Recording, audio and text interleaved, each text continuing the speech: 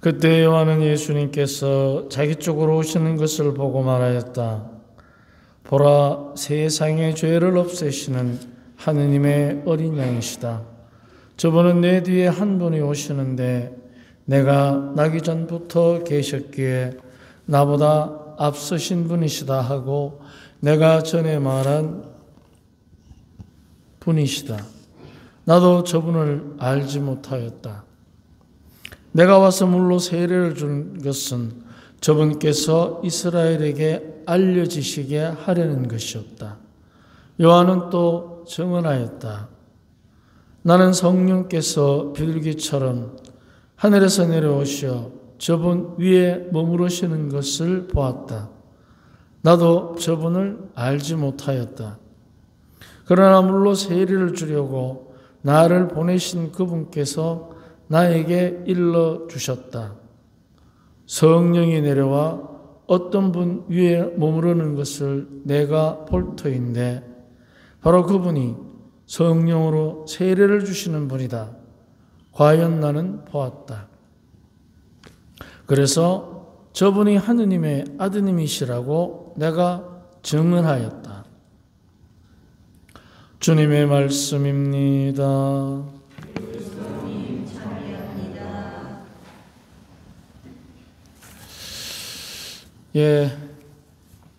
지금은 방금 조금 전까지 저도 TV를 보고 왔는데 이제 대통령 관저에 경찰이 들어갔다고 합니다. 근데 이런 현실이 누가 잘하고 잘못하고의 문제가 아니고 왜 일어나는가? 그 많은 아들들 같은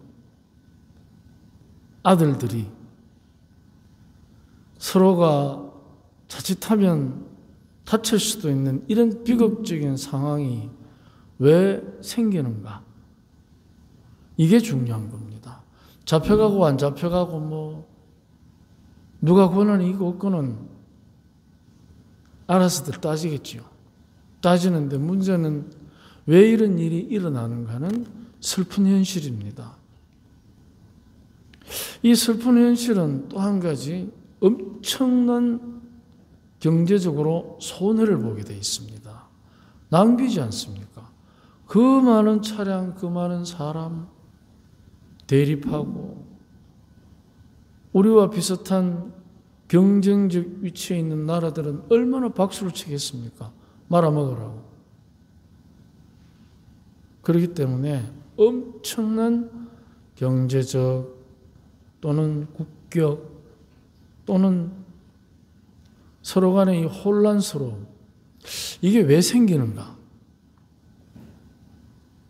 그렇다면 근본적으로 우리는 왜 잘못하는가 하는 문제가 굉장히 중요합니다. 왜 잘못하는가? 우리도 다 잘못한 경험이 있습니다. 지금도 잘못하는 사람도 있을 수가 있고 과거에도 엄청난 잘못을 저질렀던 때가 있습니다. 그래서 우리는 모두가 죄인입니다. 죄인. 그러면 왜 우리가 이 죄인이라고 하는가? 같이 한번 본글을 보면서 묵상합시다. 우리는 모두가 죄인입니다. 왜냐하면 죄를 지었기 때문입니다. 그러면 죄가 무엇이길래 멀쩡해 보이는 사람을 죄인이라고 몰아세우는지 물을 것입니다. 내가 왜 죄인이야? 하고 싶은 일을 하고 해야 될 일을 하면서 살아왔는데, 맞아요. 그런데 죄라는 것은 근본적으로 하느님의 뜻을 어기는 것입니다. 그래서 하느님의 뜻을 어긴다고 죄를 보는 거하고 법을 어긴다고 죄를 보는 거하고 개인의 양심을 어긴다고 죄를 보는 거하고는 각각의 차이가 있습니다. 첫째는 뭐냐면 양심을 어기는 것을 죄로 볼 때는 개인이 가지고 있는 양심의 순수한 정도에 따라서 죄가 되고 안 되고가 판정이 됩니다. 김정은이하고 교황님의 양심은 다릅니다. 그렇기 때문에 교황님에게는 죄가 되지만 그 반대편에 서 있는 사람은 죄가 안 될 수도 있습니다.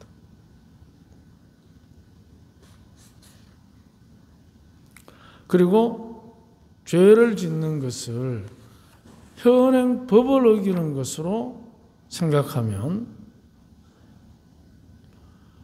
김정은이하고 김정일이 좋아한다고 했다가 옛날에 다 잡혀갔습니다. 지금은 안 잡혀갑니다. 그래서 그 법을 지키느냐 안 지키느냐 하는 것도 명확하게 죄의 기준이 될 수 없습니다. 개인의 양심도 그렇고. 그러면 개인의 양심과 현행법을 포함하는 하느님의 뜻, 그걸 어기면 죄가 되는 것입니다. 그런데 하느님의 뜻은 사랑이기에 사랑하지 않는 것은 죄가 됩니다. 사랑하지 않는 것은 죄가 됩니다. 그것도 우리가 죄가 없는 세상을 지켜보면 왜 우리가 죄를 짓지 말아야 하는지가 더 분명해집니다.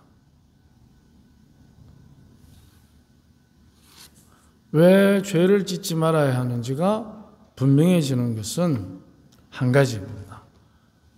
죄가 없는 세상, 죄를 짓지 않고 살아가는 세상을 상상해 보면 왜 우리가 죄를 짓지 말아야 되는지를 깨닫게 됩니다. 그래서 조건 없는 사랑을 주고받는 세상과 죄를 짓지 않는 세상을 상상해 보면 죄를 짓지 말아야 하는 이유가 분명해집니다. 사랑의 세상은 지금 있는 그대로를 사랑합니다.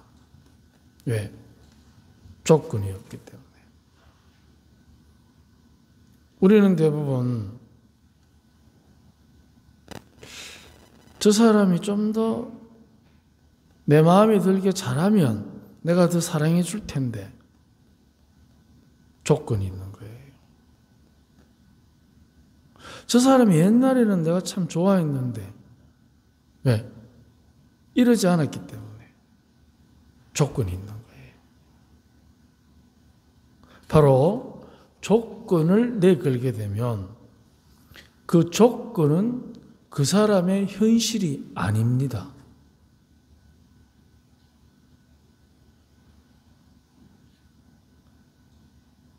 사랑의 세상은 지금 있는 그대로 사랑받습니다. 단점을 고쳐서 사랑할 것이라는 맹세는 헛된 기대에 불과합니다. 지금보다 더 순진했던 과거에 사랑했던 것은 추억에 불과합니다. 사랑은 추억을 먹고 기대에 부풀어서 세상을 사는 것이 아니라 사랑은 현실입니다.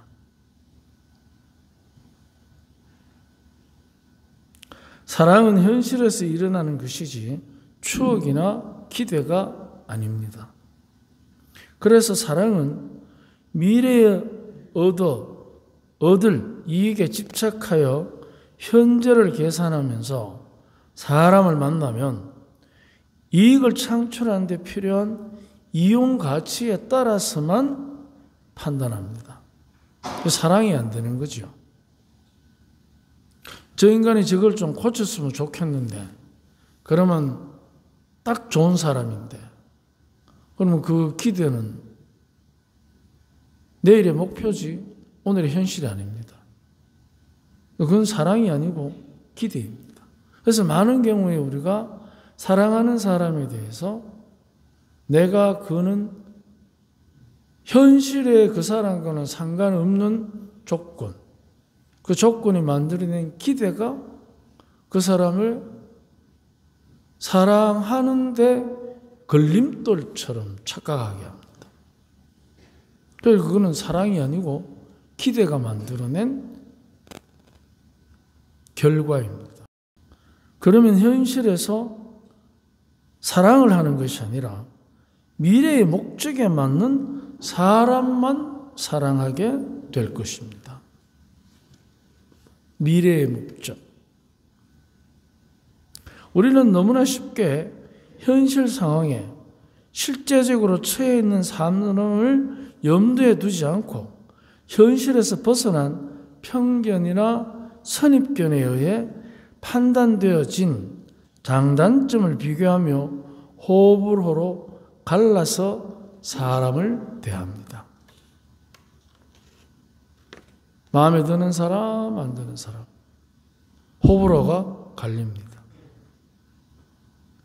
그래서 마음에 안 들면 뜯어고치거나 비난하고, 마음에 들면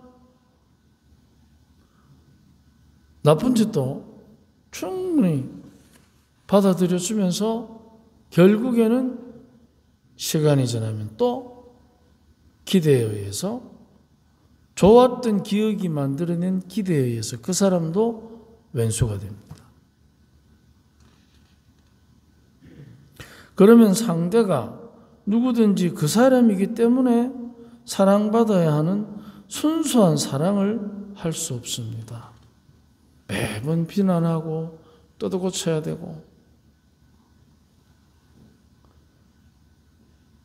죄를 지으면 그 결과로 갖게 되는 악한 영향은 현실을 있는 그대로 받아들이는 만족이라는 순수의 힘을 잃게 됩니다. 만족 못합니다. 죄를 지으면. 왜냐하면 죄는 더 많은 쾌락과 이익에 집착하여 현실을 부정하게 만듭니다. 자기가 기대하는 게 통하거든요. 그러면 더 큰 기대를 겁니다. 가만히 있지 않습니다. 왜냐하면 우리는 죄를 지었기 때문에 쾌락과 이익에 집착하는데 물들어 있습니다. 있는 그대로 만족하는 순수한 마음은 진심으로 우리를 인도합니다. 진심. 이제 기대나 추억이 아니고 진심. 진심은 주변 사람들을 이기적인 목적을 두고 이용하려는 야심이 없는 순수한 마음입니다. 진심은 우리 영혼 안에서 조건 없는 사랑으로 지금 있는 그대로를 사랑하는 것입니다. 조건 없이 사랑하는 게 힘듭니다. 사실은 힘들지 않습니다. 지금 있는 그대로 봐주면 됩니다. 그런데 기대와 추억이 가로막습니다. 우리가 기대를 통해서 얼마나 많은 죄를 짓는지 모릅니다. 우리가 추억에 젖어 있기 때문에, 그것도 이기적인 추억에 젖어 있기 때문에 상처 속에 살아갑니다.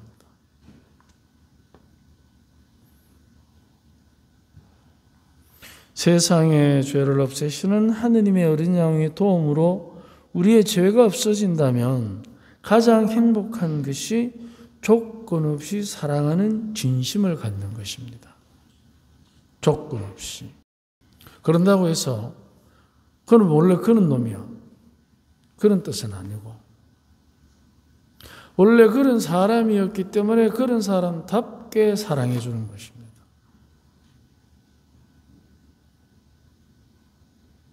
어린 양이 주시는 가장 큰 선물은 지금 여기서 있는 그들의 현실 안에 머무르는 사랑입니다.